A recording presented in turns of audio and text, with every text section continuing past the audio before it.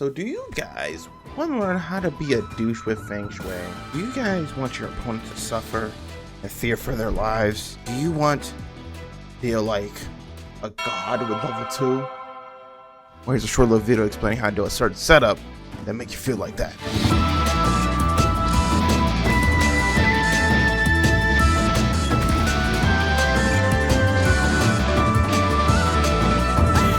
So let's talk about Feng Shui and burnout. Feng Shui and burnout, obviously you have more frames advantage, especially on block.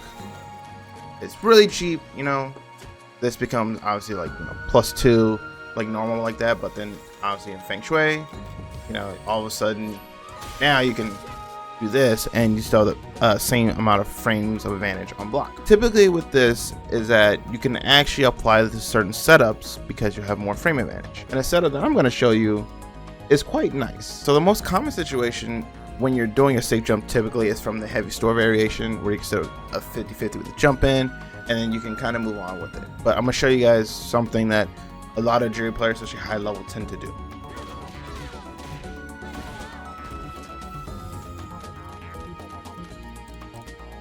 So right here in this situation, I can go kind of multiple different ways. It kind of varies depending on what you want to do. So for example, I can go for the typical safe jump into an instant overhead. I can go low, I can go throw. So I can do multiple different variations of this. It all depends on what you choose to do.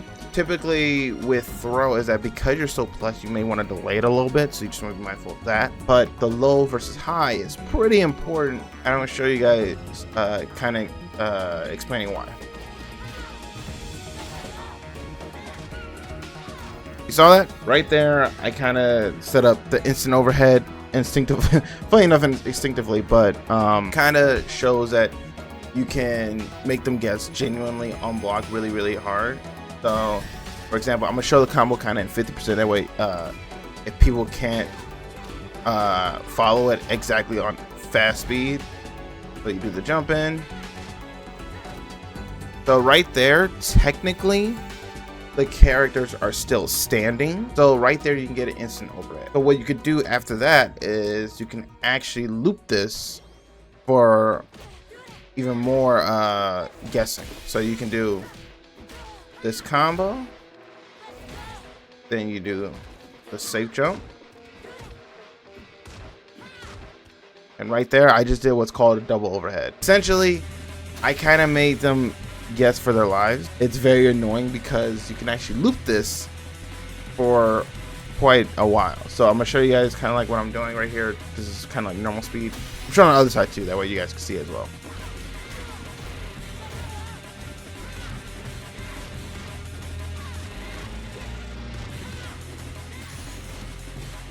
So it's kind of like that. That's like about 3 or 4 loops roughly, and that's like putting them in a burnout situation completely. So it kind of is, it pretty much is cheap. The opponent has to guess kind of if they're going to get hit low or simply get thrown, or if they call high. So for example, let's say the opponent's always stand blocking, right? So they're always stand blocking, so they're going to block the instant overhead, right?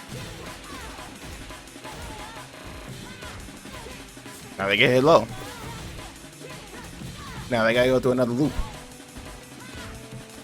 Now I just threw them. So they roughly lost almost like 30-ish% from that. It's kind of annoying as the opponent to be like, I don't know which way it's gonna go, especially if you start mixing up throws and lows and not just going for instant overhead consistently. But even if you go for overhead consistently, it's just natural to want to crouch block, but then they realize they can't crouch block. It's pretty annoying for people, but a good amount of people high level tend to have good understanding of it. Some people may not understand it only because probably they don't run the Juri to use Feng Shui a lot, so it's a little bit of depending on who you run into. But a bit of the weakness is that, for example, if I have her crouch blocking afterwards,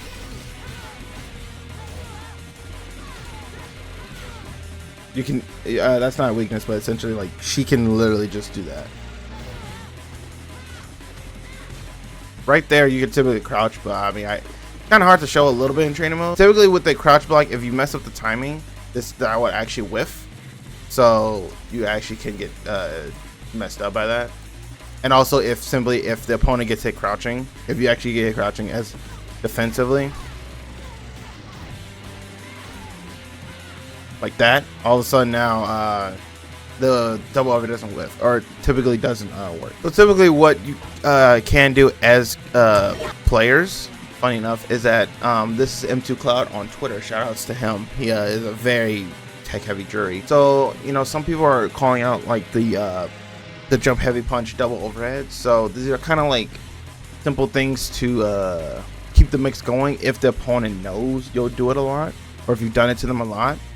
So these are kind of like some things to mix up with.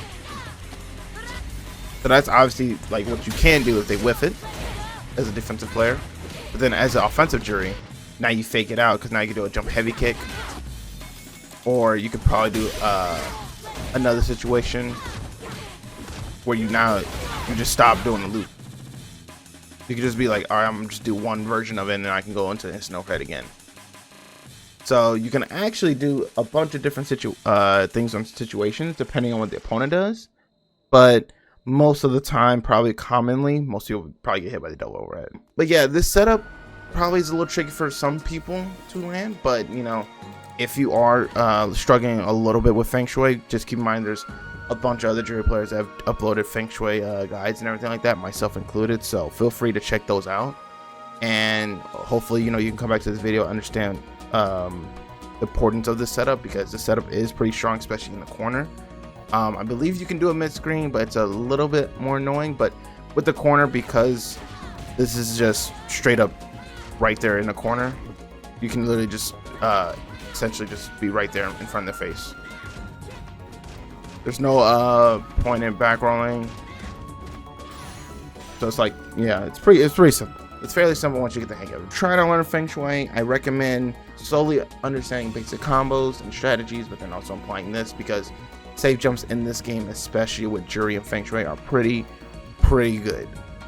So I highly recommend this. And, you know, if you want more of these, I am really more so trying to do more of these tech videos. I figured, you know, simple little stuff like this will definitely help out people and help them understand Juri a bit better. I know I've got so many people asking about Juri and what do I do with Juri and everything like that. I probably should do more of these. These are just little snippets of just Juri stuff that I know. Let me know what you guys want from, especially with season 2 coming out.